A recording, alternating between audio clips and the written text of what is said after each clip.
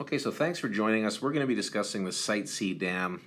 It's currently Canada's largest public infrastructure project that's occurring just outside of Fort St. John right now.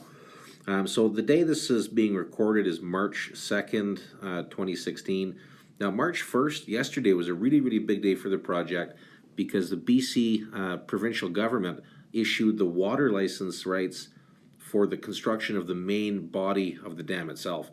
So we're going to touch base a little bit more and look at some video footage of what's happened at the dam, but very, very big, exciting news that's going to have a major impact on the demand for real estate in the coming months and years ahead for Fort St. John. So if you haven't heard of Site C before, this project is going to start garnering a lot of media attention because, as you can see in a list of the 20 major public infrastructure projects in Canada, Site C ranks number one, as you can see, with a value of just under $9 billion. Now, some of the locals that I'm talking with at BC Hydro were telling me that number is likely pretty low. That was the number they estimated almost a decade ago.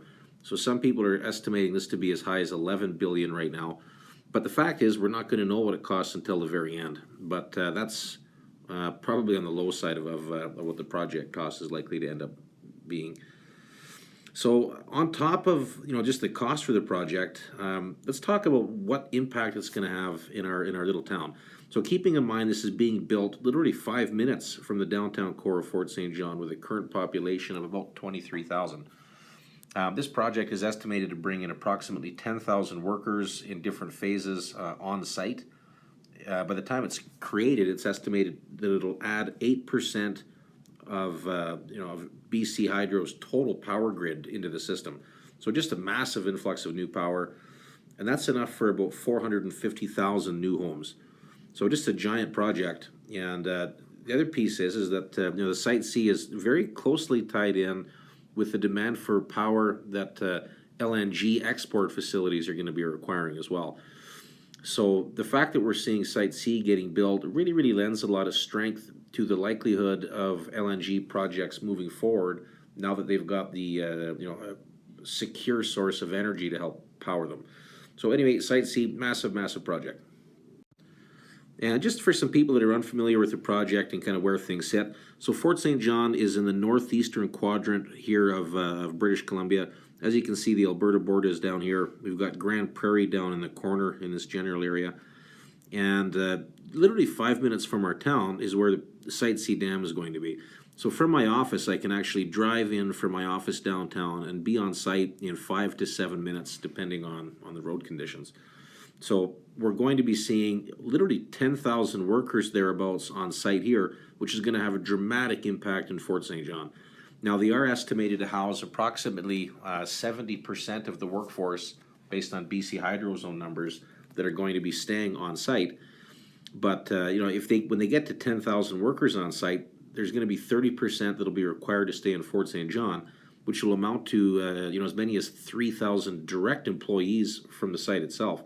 That doesn't include all the tertiary sideline employees. People are going to have to come in to work at restaurants and shops and retail and all those things to support the project.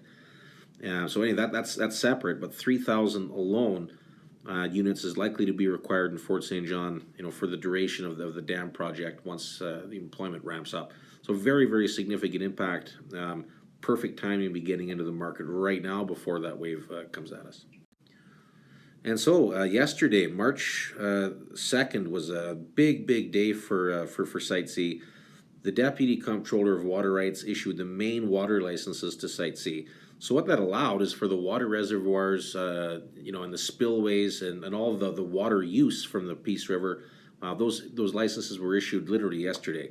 So what that allows now is that BC Hydro was able to actually begin work on the body of the dam itself, and not just focus on all of the site preparation and the land clearing and the building of the man camps. So now we're going to get into the main phase construction, which is literally going to bring in thousands of people in the next few months for the project. We're going to take a look at a video that kind of shows the construction process of Site C here right now. So the beginning look of this video is looking up of the Peace River right now. And I'm just going to start this video right now so we can take a peek at it. So showing right now is the south side of the Peace River, where they've done a lot of the clearing and everything already. And coming in right now, you see the land bridge that they've already just about got completed. There's going to be 2 of those to assist construction. And just massive, massive development has already occurred. So yesterday, we've actually got the water license rights, so they can actually now start construction on the body of the dam itself. Up until now, they've done all the clearing. They've brought in all the earth fill from here and over here down for the site itself. Here's the massive man camp that's under construction to house, a lot of the up to 10,000 workers that are expecting on coming into the location right now. And just massive, massive development. I mean, they've only been working on this for about 3 months, 3 to 4 months, and right now there's about 500 workers on site. So we're going to be seeing literally thousands of people coming in for this employment opportunity, likely by the end of 2016, and it's going to have a big, big impact for us here in Fort St. John. So for additional details and opportunities for you to come in and invest in this market, give me a call. It's Mitch Collins. You can get me on my cell phone at 250-262-9338 or through an email at mitch@mitchcollins.com. Thank you very much, and I hope you found this informative.